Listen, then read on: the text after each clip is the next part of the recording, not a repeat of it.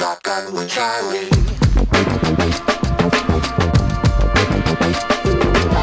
Riding shotgun refers to the practice of sitting next to the driver in a moving vehicle. The term riding shotgun came around after the time of the stagecoach, when somebody used to sit next to the driver holding a shotgun, in case they ran into bandits. My name is Charlie Cook, and I drive a lot. I like to talk to people while I'm driving, so I interview people in my car while I'm driving.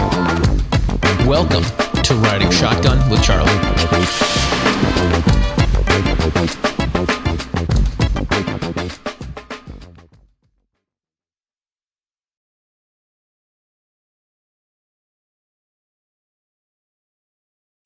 All right, ladies and gentlemen, welcome to this episode of Riding Shotgun with Charlie. Today, I am with Klint Macro and Matt Mallory from Meet the Pressers. Show me your shirt. This is the only way I get guys to show their chests. Yeah, awesome. Right. These guys are from Meet the Pressers. I was on their show on Valentine's Day, which we will put some links to and you should check out. And we are at SHOT Show in Las Vegas, baby. I have to say Vegas, baby, every time. Yeah. Yes, I don't have to say Las, I just have to say Vegas, baby. That's what they do in swingers, yeah. Vegas, baby, Vegas! There we go. Yeah. That's right. That's where I got it from. Yeah. Vegas, baby. Vegas, baby. We're going to go grab a coffee. We're going to talk to these guys, and then we're going to swap it up because since there's two of them, we only have 15-ish minutes to talk to them. So first, gents, thanks for being on the show. Thanks for having us Thank on, you. man. Thank you. Thanks for the rental car that you guys are providing. This is awesome. Yeah, this is the Meet the Pressers stage. Very. I love it. Stage. The rolling stage. That's even better, yeah. The rolling stage. I'm calling it the stagecoach. Yeah. That's what I'm trying to do. Oh, there you go. Stagecoach goes with the whole shotgun. Of course. Thing. Riding shotgun. Come on, man. I got a fast-paced show. All right. So first, we are going to talk with Klint Macro. Klint, you are an instructor. You're a USCCA instructor. You are you're an NRA instructor as well. You teach all over the country, and you're also an audio engineer. Yes. Yes, I've had many lives. Well, not really. I've done a couple things pretty well, and I just stick to them. So we're taking a left? Yeah, I think so. We're going to the left. We're on a mission for coffee. It's like a thing that has to be done today. Right. Zombie juice.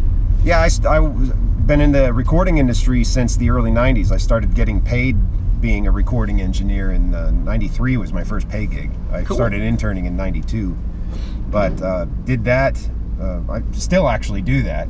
When you do your show, you get your nice little studio set up. Yeah, I haven't spent as much time in the studio the last 2 years because I've been doing so much training.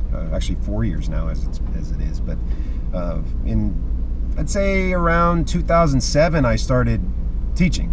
Mm-hmm. I've always been a shooter. Been shooting my whole life. Where I grew up in central Pennsylvania, you got a gun before you could walk. I mean, it was just part of life, and always been a shooter. And when I was out in LA working, one of my best friends, he was an armorer, so he would take and blank adapt guns and put them on the movie set, make sure everything was safe, and he'd show Christian Bale how to run a carbine so he looked like he knew what he was doing on camera. And, oh, that's cool. And yeah, he was always the coolest guy at the film set. Wow. All the anti-gun people for some reason love coming to set whenever the armorer's there showing off the guns, which I think is kind of ironic. But yep. Anyhow, he would go out and test fire guns and take actors out to the range, and he'd say, "Hey, Klint, you want to come out shooting?" Yeah, sure. So I'd go out with him, and he'd go out pretty regular, and I wasn't really a pistol shooter at the time, and so he was kind of coaching me up on how to use the pistol. And one day, one of the other guys that would come out with him brought his girlfriend with him. He says, "Hey, Klint, teach her to shoot." And I'm like, "Well, I'm not really an instructor." I was a teacher at the time. Right. I'd taught at a Los Angeles recording workshop. I'd teach people how to mic up drums and speak guitar player and do that kind of stuff. You have to speak guitar player. It's a very distinct language. It's usually slow. Yeah. Well, no, actually, it's bass player is slow. Yeah, bass player, you gotta knock a tooth out. And, that's a whole other show. But anyhow, I started teaching her how to shoot, and it was going really well. And the next time we went out, one of the other guys brought their wife with him and said, "Hey, Klint, teach her to shoot." All right. So I started doing it, and it was going well. I was seeing results, and many wives. And many wives, yeah. Many wives. Right. I used to say, listen, as an instructor, I'm married. I was married at the time. I'm married. I can't date, but I can take anybody to the shooting range. Yeah. That's a whole other story. Right. That's a safe. Well, I'm a happily divorced man. Anyway. So the guys were like, hey, you do this pretty well. And they said, you should become an instructor. I said, gee, how can I become an instructor? Because I thought you had to be military or law enforcement. Right. I'm total civvy, right? And they said, no, NRA, right? And so they found a training counselor. And actually, he was very close by to me. And he was also a recording engineer, like his day job. And he had a very amazing resume. And so we really clicked it off. And I started teaching. The first 2 classes I did were just assisting him. He called me Gumby. He could get into position, but he couldn't get out of position. We were doing like rifle shooting, getting into prone position and slinging up. And so I would do that. And that's kind of how I started. And when I moved back to Pennsylvania, after my son was born, a year or 2 after he was born, the sportsman's club that I joined. And I joined the club before I bought my house. I drew a circle around it because I needed to train first, and then I find the house. Nice. Anyhow, they had an all-volunteer cadre there, and we were doing NRA basic pistol courses once a week. Oh, and cool. Like, I got a lot of time in putting classes on. And we used to joke, the chief instructor there at the time, he's no longer the chief instructor, but we said he was trolling old folks' homes. We had people in walkers and wheelchairs and canes, and which, the NRA basic pistol course is certainly not a dynamic class, right? But it really did help me to understand the necessity of, we teach things a certain way because it works for 90% of the people 90% of the time, or maybe even higher than that, really. But everyone's an individual snowflake, man, so we got to adapt and we have to be on the fly. And as an instructor, if we know our material really well, we can really just pay a lot more attention to the student and find out what we need to do to suit their needs the best way possible, which is difficult. If you're coaching someone, I can really tailor everything just perfectly for you. But if we're doing an open enrollment class, we still have to train to the group to a degree. Yeah.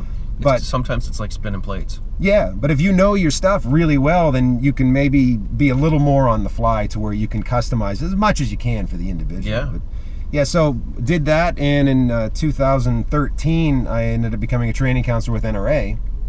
At the time, they were doing a traveling show for NRA training counselors. Oh, cool. And they did one in Pittsburgh, and I applied and got in, and they cashed my check, and it was pretty awesome. And I worked with Mark Richardson and Andy Lander, and they saw potential in me. And I never forget this, and I do this when I'm training instructors too. We sat down at the end, and they said, okay, you're going to need some time to get acclimated to this material and learn it. But if I called you and said, Klint, I broke my leg, I can't come to my class today, could you step in and could you do my job for me? Could you, would you be able to step up to it and cover me? And I said, yeah, I can do that. And it really made me think hard about that, and I took it very seriously. And that's when I started the Trigger Pressers Union and really dedicated time, effort, and energy. And that's about the time I shifted a lot of my focus from the studio into the training business. And that's really just taken off. I believe God puts doors in front of you sometimes and gives you a little kick. And sometimes you fight it, and sometimes you walk through. I walked through that door, man, and it was awesome.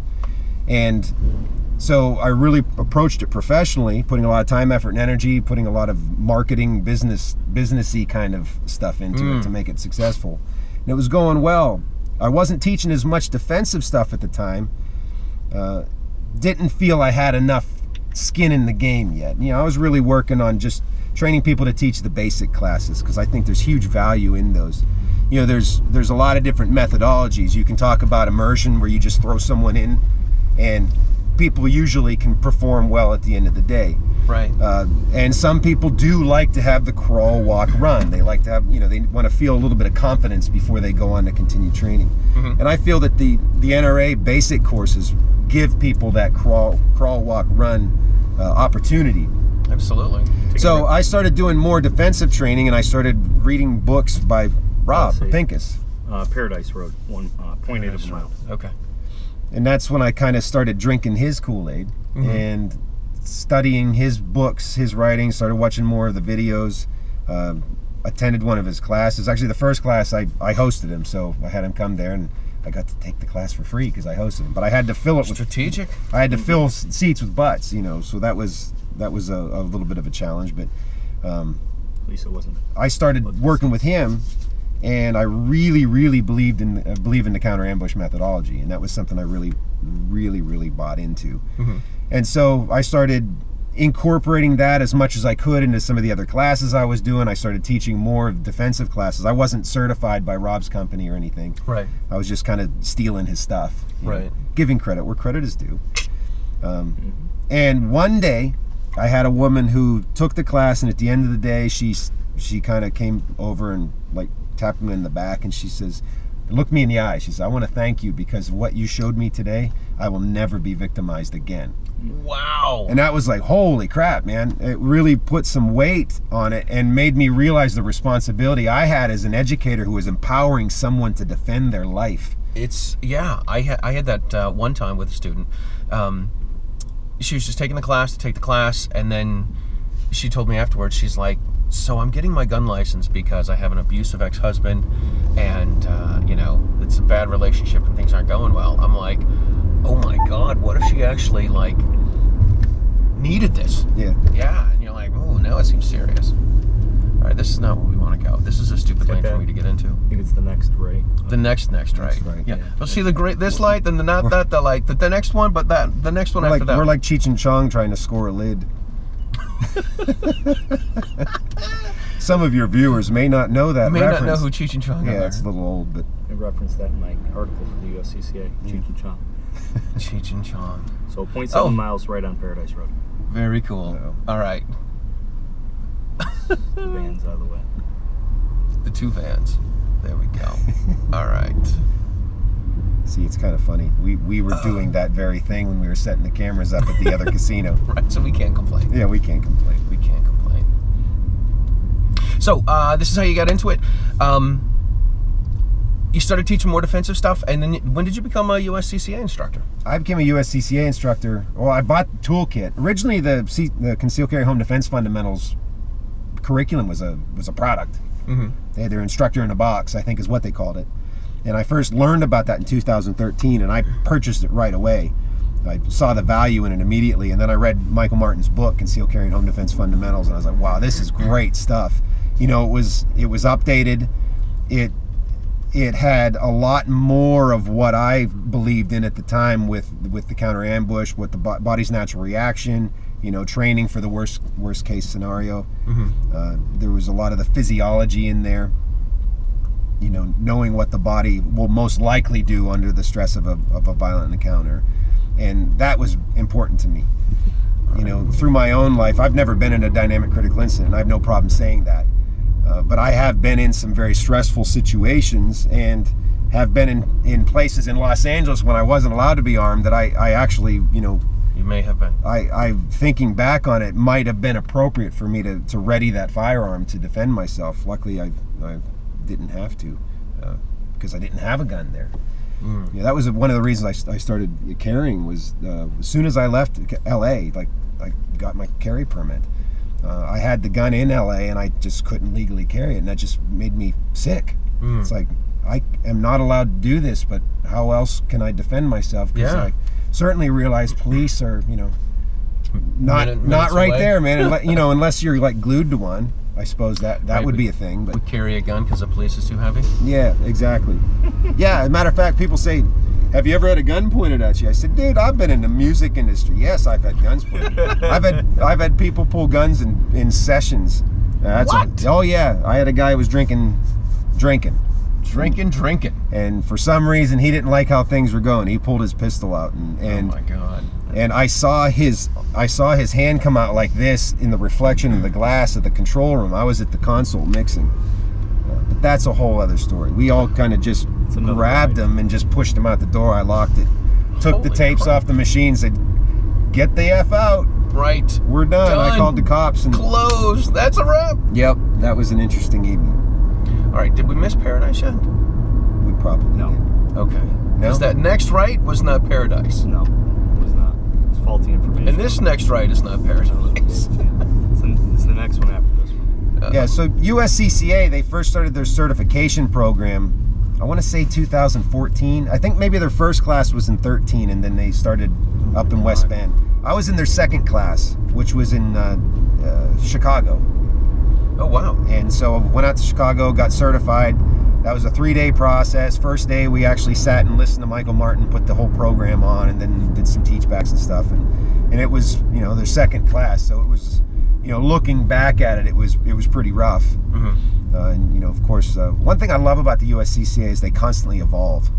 You know, every class, especially like when we were teaching the DSF program, when we were training instructors for that, like each class would be different. We'd learn from the last class and make a change and make an evolution. Yeah, it's a little more fluid. That's cool. Yeah. 1 mile on the right. 1 mile on the right. All right. So I started teaching their program officially as an instructor in 14, and then in 15 I was in their first class of training counselors, and I'm responsible for many USCCA instructors across the country and Very NRA cool. instructors. Yeah, That's I cool, tell them man. you're mine. I own you now.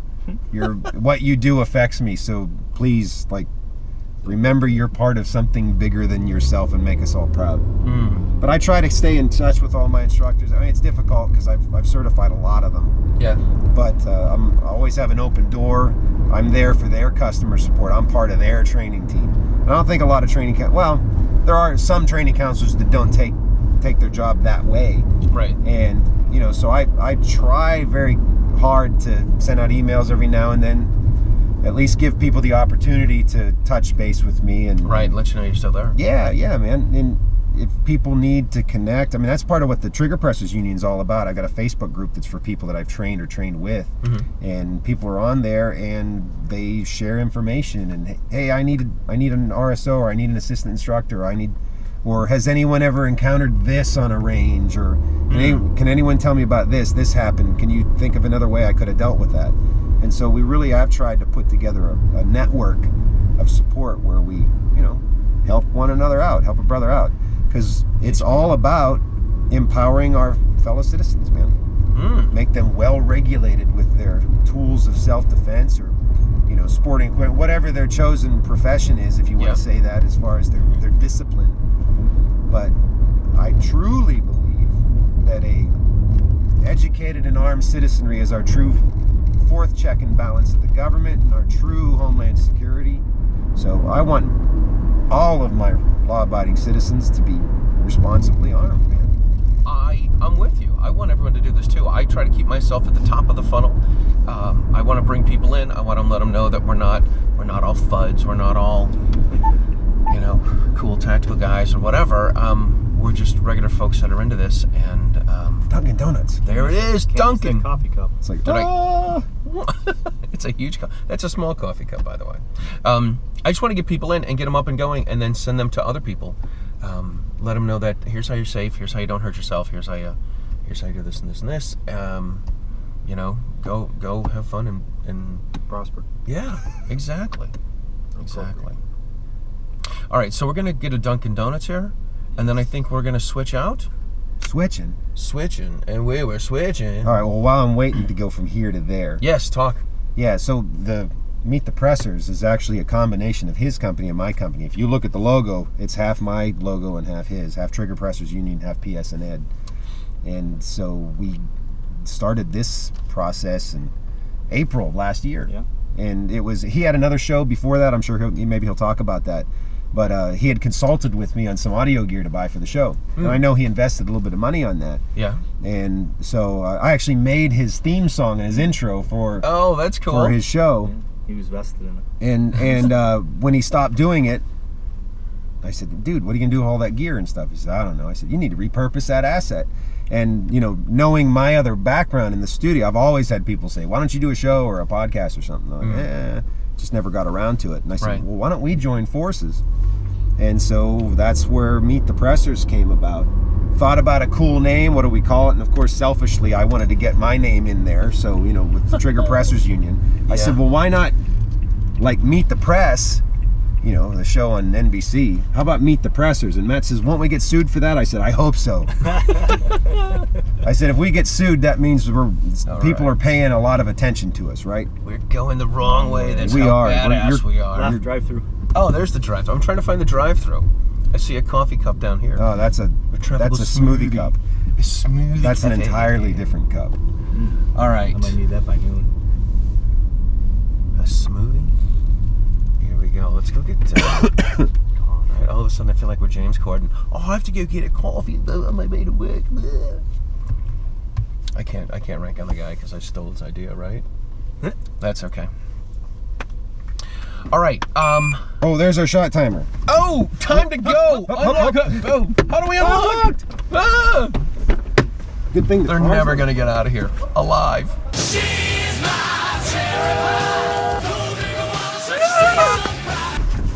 Good that we got that before the coffee, though. Right. Because that would have been hot. A hot mess. But a hot mess. Just spilling coffee everywhere. All right, ladies and gentlemen, it's Matt Mallory. Matt, Sir? the other Meet the Presser. He's Matt the Presser. I make my own jokes. As long as I'm not a meth depressor. Wait. Oh. I don't know. Hey, if you voice text our name, like if you do the thing, it says meet, MEATDEPRESSOR. Meet depressor. Meet depressor. That's Russian. It's Russian. Well, the AVN is here. That is a true point. Very true. Oh my God. Something my wife would not like me to partake in. Don't tell the wife. Don't tell her. That's all right. Oh, you got this? I got this. You're the man. Well, who's water? It's Move Klint's. the water to the back. There you go, sir. This car's taking forever. I don't. Hey, this might be a good opportunity to talk about the range tech timer that we have here, courtesy of the guys at concealcarry.com. Guys, yes, concealcarry.com. You got to check them out. And there's an app for that, isn't there? There is. Yeah. There is an Cliche, though. There's an app for that. Is that trademarked or whatever? It's like the easy button. That was easy. That was easy. That was easy. But there is an app for that. There is an app for that. This is why we say there's an app for that, because there is an app for that. Range Tech. All right, very cool. We'll put a link to those guys as well. So they're the ones that are keeping track of when it's time for you guys to switch out. Yeah, and I don't know if my knee can handle much more, so I think we're done. One run around the car and he's done. Really? So you heard it here first on Charlie's Yes. show. We are going to have a merch channel. We're going to have a merch page, I should say. Wow. Yep, so Eric from IV8888, Iraq Veteran 8888, set us up. So we're going to be listed with 22 Plinkster, and all the other ones will have our own merch and our own meme ideas, which when he said blonde, it reminded me of one of the shirts we have that we're coming out with.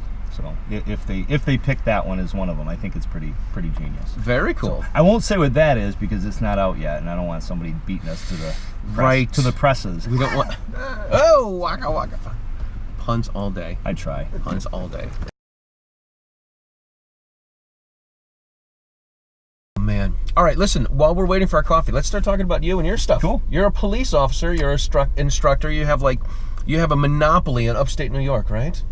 I wouldn't say monopoly, but I try. I mean, it's, it's a plus. So I'm a peace officer. I'm a law enforcement officer in New York, and work in courts, and I've worked in park police in the past, and done some other things in law enforcement. But it's all part time. I'm the chief of 2 towns, so I do all the scheduling, hiring, and firing and stuff for those towns. Wow. And so it's fun. It keeps me my foot in the game as far as an instructor in law enforcement. Right. So rifle, pistol, shotgun, taser, pepper spray, defensive tactics. I'm certified in all that for law enforcement. That's cool. So I do in-service for a lot of officers in the central New York area, as well as HR 218, so LEOSA for retired law enforcement. Oh, kick-ass, man. That's awesome. How did you get into it? SPCA, actually. SPCA, Yeah, I was watching, it's animal humane cruelty. So I did that to volunteer to help out, to stop people from beating up dogs and animals and horses and shit. So we can swear on your show, right? Yeah, sure, that's fine. Sorry. I did have some.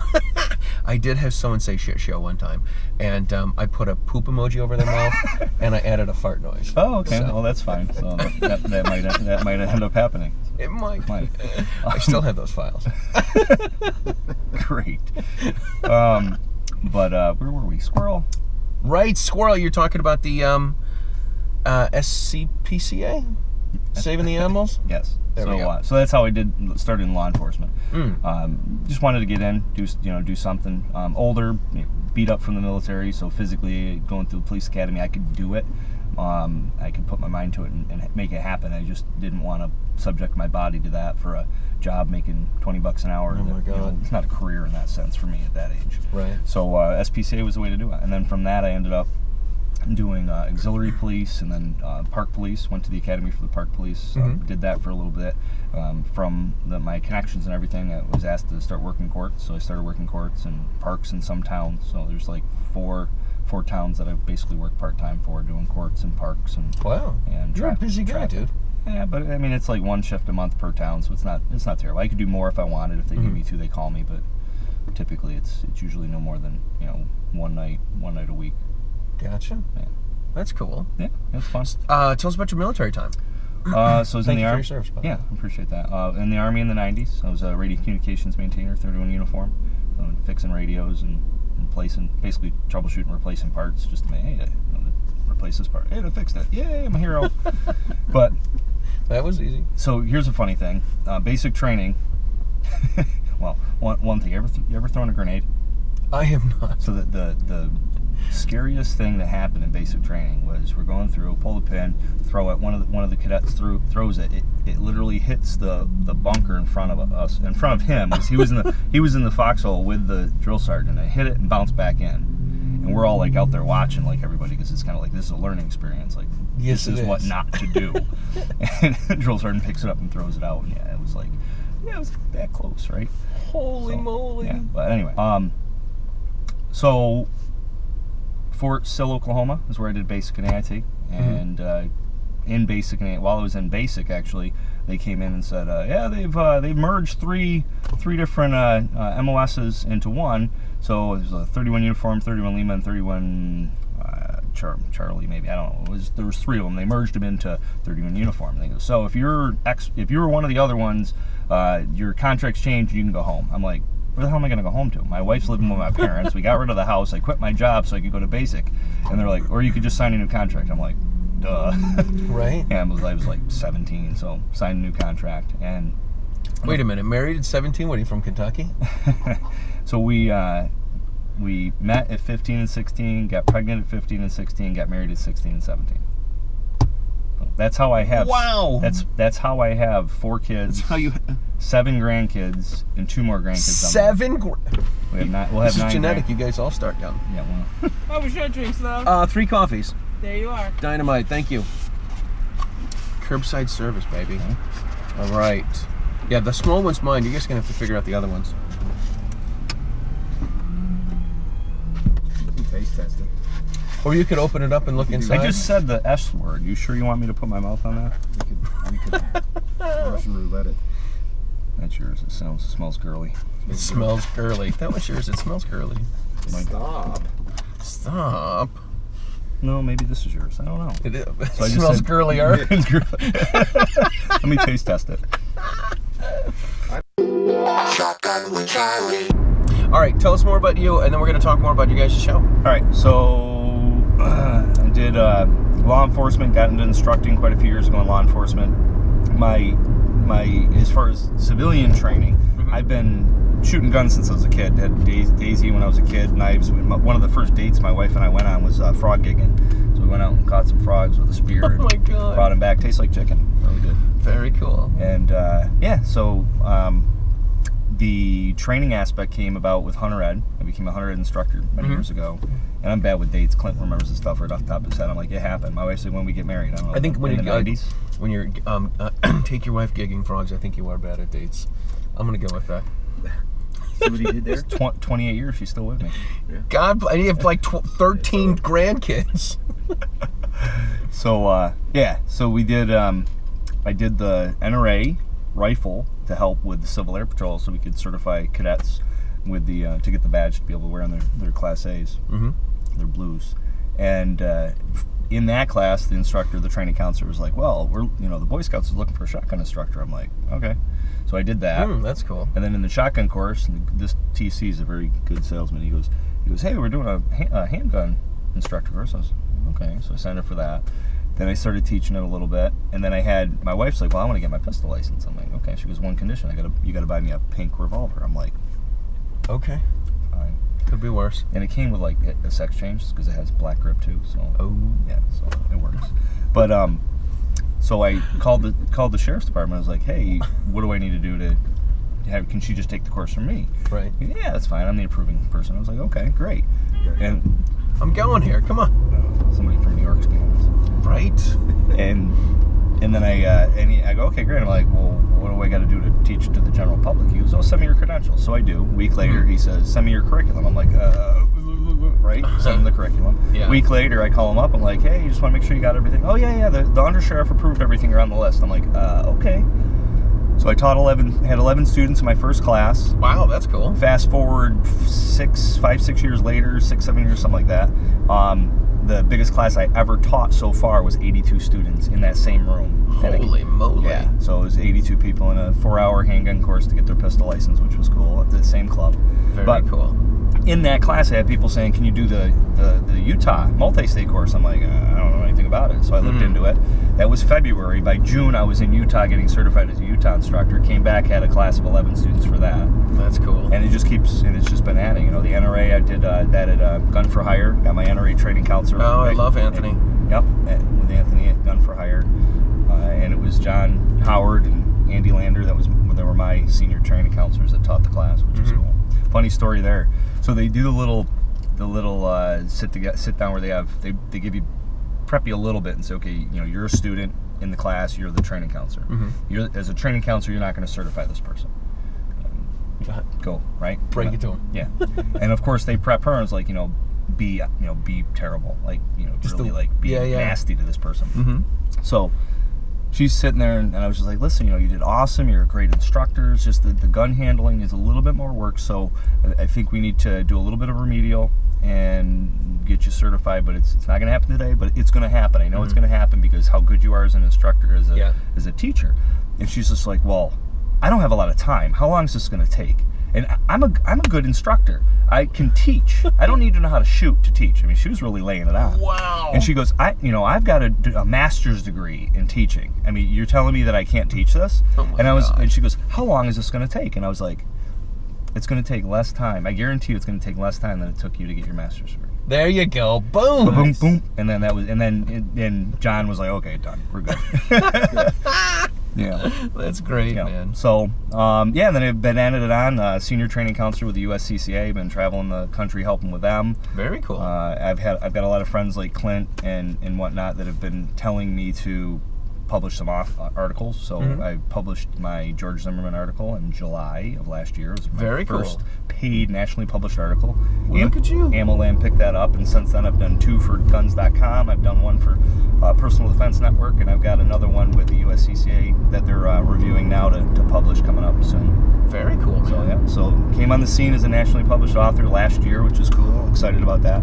It's got something big coming out with the USCCA as well. I can't let it out of the bag yet, but that'll be coming up hopefully Q2 this year.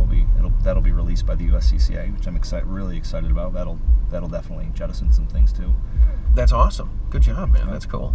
Yeah, but Klint and I are both doing our own thing full time as instructors, traveling the country, teaching, doing articles. Nice. And it just came together. I mean, to find somebody like Klint with his media background, to be able to put him and I together to do the show, I think that's, we're both in our own right are doing our own thing that's successful. So to come together and do something successful together is just cooler. Yeah, it's a recipe for greatness. Recipe for success. There you go. All right, speaking of success, are you paying attention to the directions?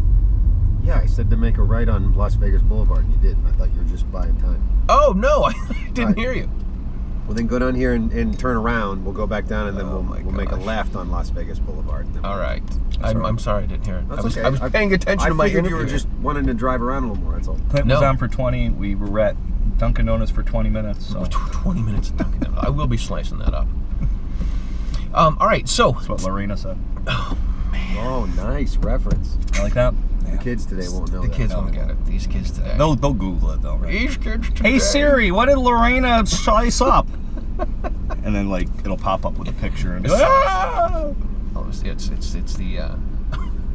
the eggplant emoji. She's the chef. Oh. I don't get up much. Let's talk about Meet the Pressers. How long you guys been doing this? April. Since April of last year, so not even a year. You guys, how often do you guys put out shows? Once a week. Once Friday. a week. Yeah, Fridays at 6 p.m. Eastern Standard Time. We put out a show. They range from a half an hour to an hour. Yeah.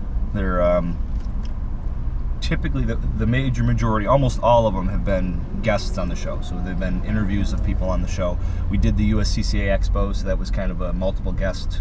Oh, cool. And I think it was an hour. That one was an hour. Yeah. Our initial show, the premiere, was an hour and 20 minutes, hour and a half, something like that. But So was episode 2 with Rob. okay, yeah, because we originally started the old show that I had was the PS&Ed show. In some of the videos we had like 10 or so, and those were half an hour, and we talked to John Correa, Active Self-Protection, and some other people in the industry to kind of get an idea for what would be good.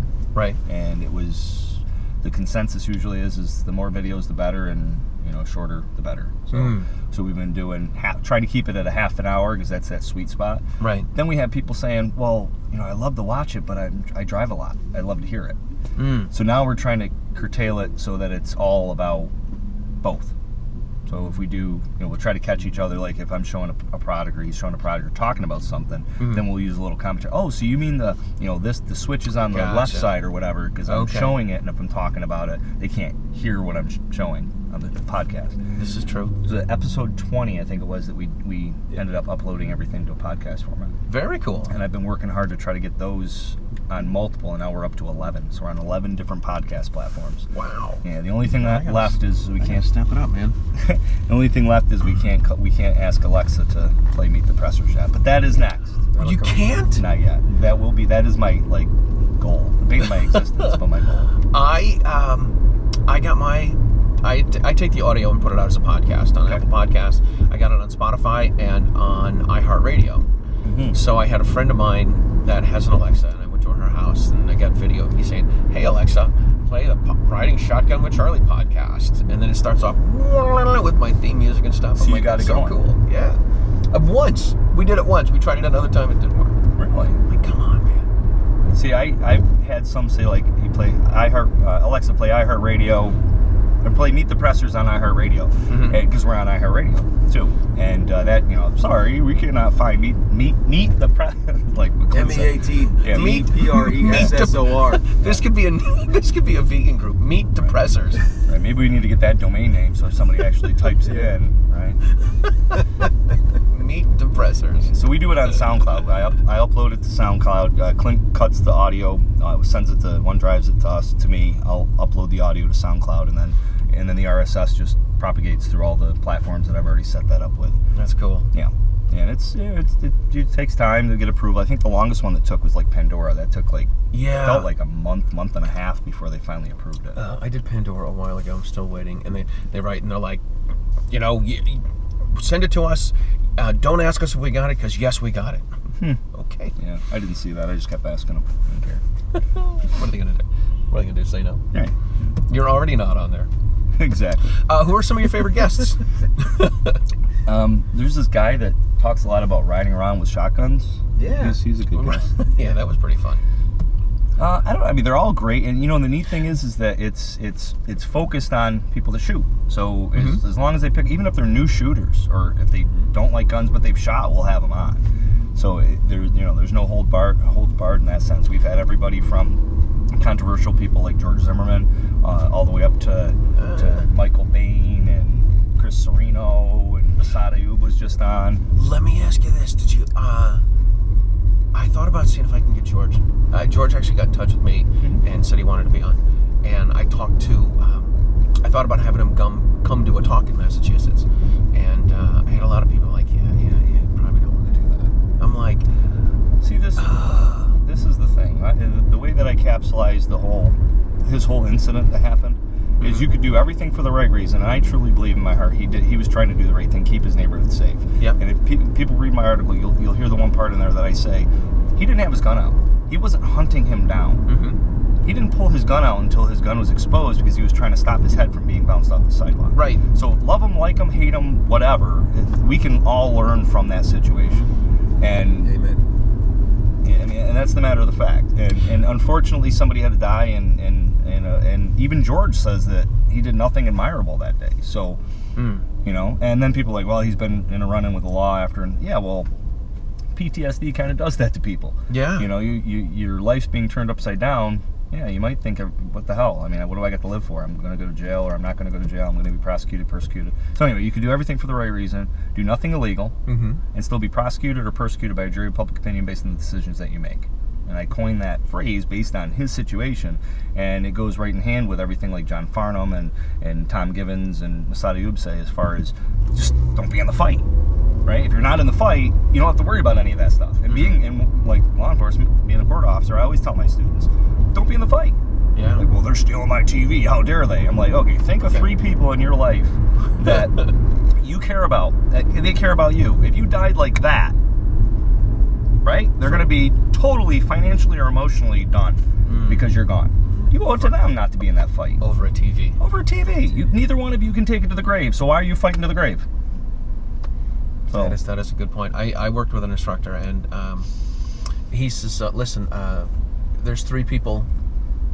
Is it 3 people? Somebody I would 3 people that he would do this for. He says either I would kill someone for these 3 people, or these 3 people are someone I would kill for, kill or go to jail, or be whatever, maimed. And he's like, it's the wife and kids. That's it. Nobody else is worth it. Right. Well, it's that whole shark tank analogy. Yeah. If you have a Rolex and it drops into a shark tank, are you jumping in after it? No, because you can afford another Rolex. Right. Yeah. Right. So, get someone to fish it out. Yeah. I always tell people, I say, listen, I might wear tights, but I'm not a superhero.